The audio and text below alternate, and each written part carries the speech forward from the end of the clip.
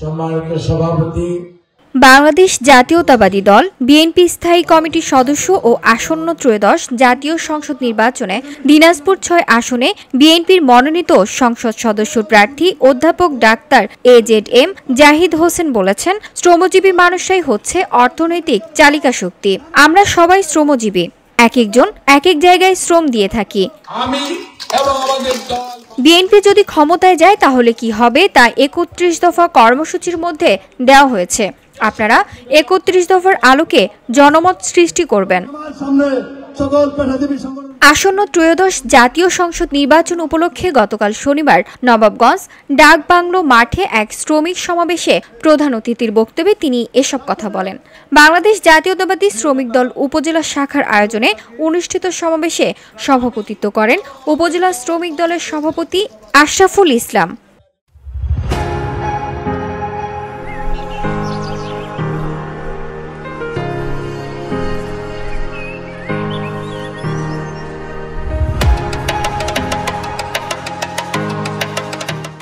সমাবেশে বক্তারা বলেন, বিএনপি অতীতে জনগণের সাথে ছিল, বর্তমানে আছে এবং ভবিষ্যতেও থাকবে। জনগণের অধিকার ফিরিয়ে আনতে বিএনপি বদ্ধপরিকর। এই জন্য সবাইকে ঐক্যবদ্ধ থাকতে হবে। ধানের শীষের বিজয় নিশ্চিত করতে হবে।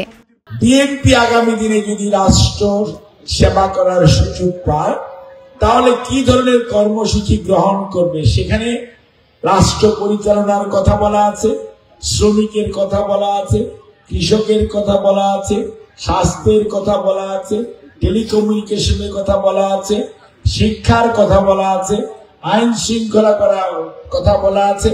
অর্থাৎ একটি রাষ্ট্র ব্যবস্থা কি ধরনের হবে ওই ৩১ দফার মধ্যে আমাদের সেই কর্মসূচি উপস্থাপন করা আছে। এই সমাবেশে বিশেষ অতিথি হিসেবে উপস্থিত ছিলেন দিনাজপুর জেলা বিএনপির উপদেষ্টা মণ্ডলীর সদস্য ইউপি চেয়ারম্যান নাজমুল ইসলাম ফতে, সহসভাপতি আতিকুর রহমান রাজা, উপজেলা বিএনপির ভারপ্রাপ্ত সভাপতি সহ অন্যান্যরা। VOD Bangla news desk.